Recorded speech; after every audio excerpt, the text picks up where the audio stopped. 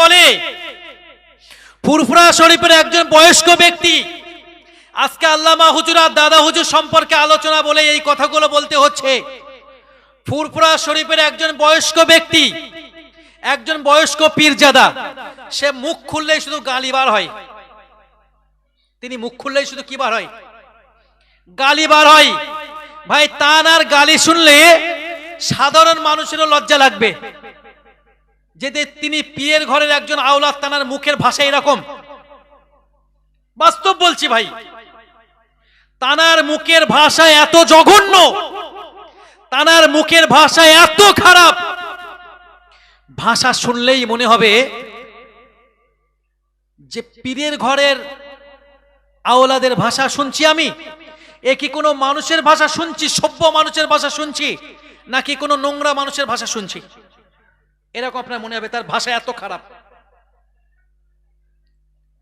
ওই ব্যক্তিটা আল্লামা রুহুল আমিন রাহমাতুল্লাহ আলাইহি ব্যাপারে বলেছেন, আল্লামা রুহুল আমিন পুটিমারির জমি ভাগরা করে খেয়েছে।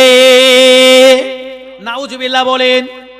আল্লামা রুহুল আমিন তিনি নাকি প্যান্ট শার্ট পরে বেড়াতো।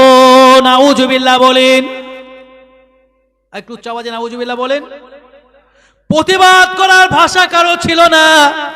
অল ইন্ডিয়া সুন্নাতুল জামাত সংগঠন, বিশেষ করে মহামান্য মুফতি সাহেব হুজুর, মুফতি আব্দুল মাতিন সাহেব হুজুর, হাফেজ শামসুর রহমান রাহিমাহুমুল্লাহ হুজুর পরলোকগত হয়েছেন।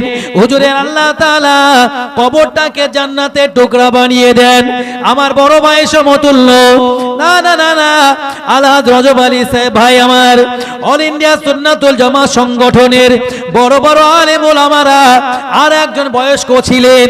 30 বছর 40 বছর সংগঠন করার পরে বুড়ো বয়সে মতিপুরম হলো, সংগঠন ছেড়ে চলে গেল। তারা যখন প্রতিবাদ করলো তখন তারা সব হয়ে গেল বয়কট। তারা হলো সিলসিলা বিরোধী, আল্লামা হুজুর বিরোধী, ফুরফুরা দুশমন পরিণত হয়ে গেল। কিসের জন্য দুশমন? না, ফুরফুরা শরীফ থেকে কোন একজন পীরজাদা বলল যে আল্লামা হুজুর পুটিমারি জমি ভাগরা করে খেয়েছেন। নাউজুবিল্লাহ বলেন। যে আল্লামা রুহুল আমিন রাহমাতুল্লাহ আলাইহি নিজের দিন প্রচার জলসা নসিহতের টাকাগুলোকে কি করেছেন?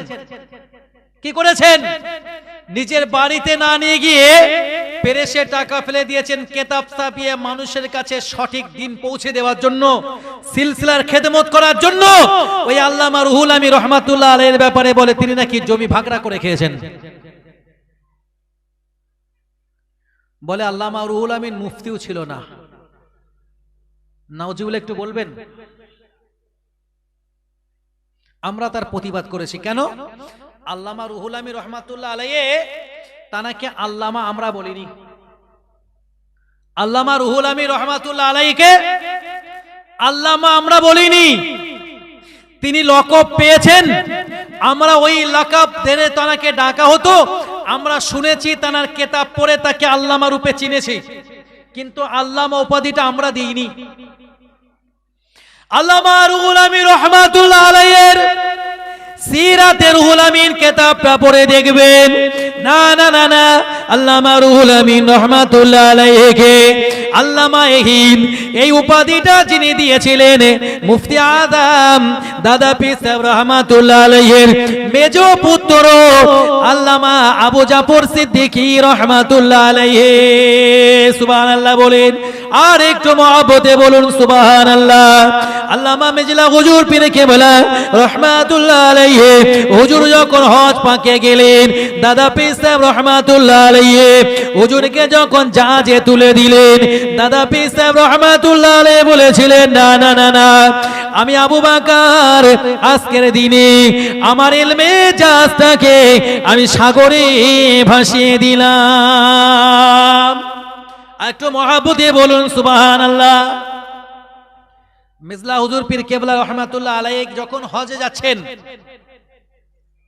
জাহাজে যখন হুজুরকে তুলে দেওয়া হলো, তো মুজাদ্দিদে জামান আমির শরিয়া আলা হযরত দাদা পীর সাহেব রাহমাতুল্লাহ আলাইহি হুজুর বললেন, আমি আমার ইলমের জাহাজটাকে আজকে দরিয়ায় ভাসিয়ে দিয়েছি। তানাকে বলা হয়েছে মুফতি আজম। সুবহানাল্লাহ, একটু বলেন। মুফতি আজম যিনি আল্লামা মির্জা হুজুর পীর কেবলা রহমাতুল্লাহ আলাইহি, তিনি আল্লামা রুহুল আমিন রহমাতুল্লাহ আলাইহির উপাধি দিয়েছেন আল্লামা হিন্দ। সুবহানাল্লাহ বলেন। তাই আল্লামা উপাধি কে দিয়েছেন? মির্জা হুজুর পীর কেবলা রহমাতুল্লাহ আলাইহি। তুমি যদি বলো যে তিনি আল্লামা ছিলেন না, মাওলানা ছিলেন না, মুফতি ছিলেন না, আমরা বিশ্বাস করব? আল্লামা হুজুরের সম্মান রক্ষা করার দায়িত্ব একজন আলেম হিসাবে আমাদের প্রত্যেকের আছে না নেই? বলা হয়েছে ইহানাতুল উলামা উনা কুফরুন। কোন আলেমকে ইহানাত করা, কোন আলেমকে বিশ্বদ্গার করা, কোন আলেমকে হেয় প্রতিপন্ন করা, এটা হলো কুফরি। এটা কি? কুফরি কাজ।